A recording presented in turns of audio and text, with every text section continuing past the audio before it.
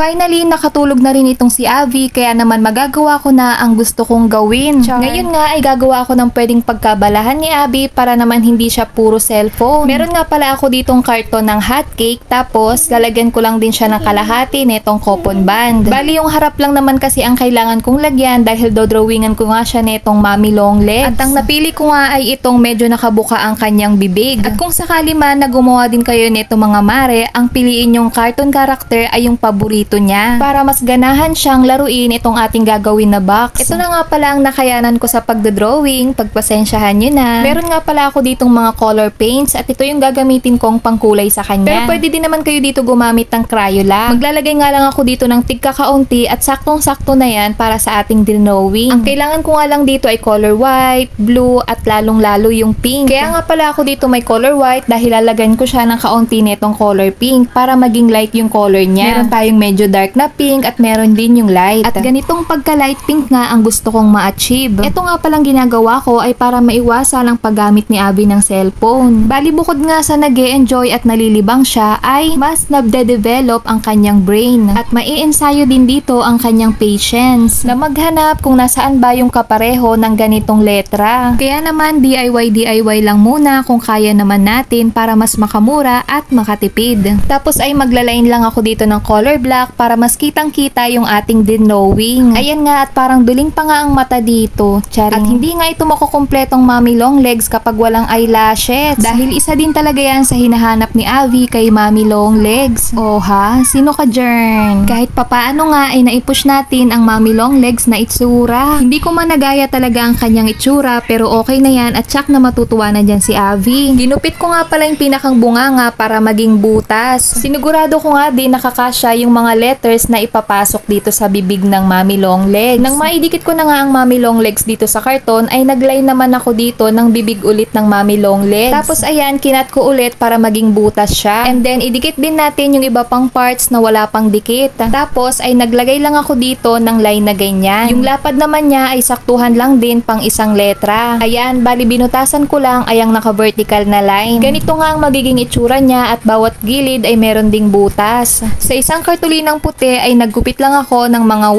1.5 inch ang lapad tapos nagsulat lang ako dito ng A, B, C hanggang Z. Nakalimutan ko nga palang videohan kung paano ko inilusot ito basta para lang siyang sinturon mga mare. Kapag nga nailusot nyo na ay tsaka nyo naman iguglo ang bawat dulo. At dito naman ay maglalagay lang tayo ng feed me. So alam nyo na, bali ito nga ay isang gutom na mommy long legs. Charing. Bali ganito nga siya laruin. Kapag pinihit mo yung papel pa left side, kung ano yung letrang lalabas, ayun yung hahanapin na letra ng ating mga kids. Halimbawa, ayan, letter R. Ayan yung hahanapin na letra ng ating mga kids para ilagay sa bunganga ng ating mommy long legs. 4 AM na nga ako natapos mga mare, kaya naman ay tulugan na. Pagkagising nga kinabukasan ni Abby ay sinabi ko sa kanya na may ginawa akong mommy long legs. Pagkarinig pa nga lang niya ng pangalan na mommy long legs ay excited na talaga siya agad na makita ito. Hindi nga ako nagkamali sa paggawa nito dahil kitang-kita ko nga na nag-e-enjoy siya sa kanyang learning toys.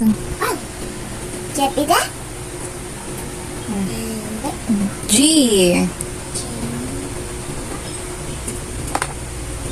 Next. Wow! This is Letter H. letter H. So,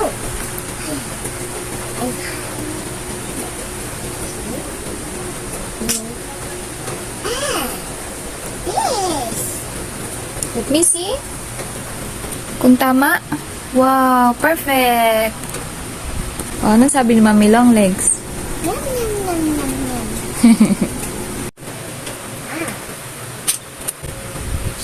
Gee. Very good.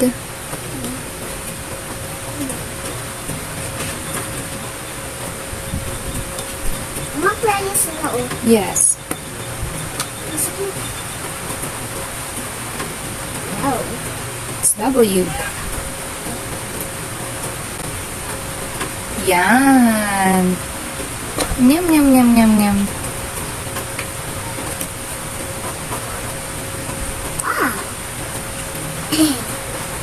Ayan, mama, yun mo. Ayan. Yes.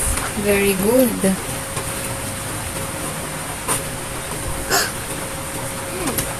Why? Ano, appeal? Appear, good job. Pagkatapos ko ngang palaruin yan kay Avi, ay binalutan ko din kaagad yung karton ng scotch tape, pati na din yung kanyang belt para naman mas tumibay. At lagi po tayong magsabi ng very good, good job sa ating mga kids para mas lalo silang ganahan at mas lalo nilang galingan sa kanilang ginagawa. Ayun lang, thank you for watching!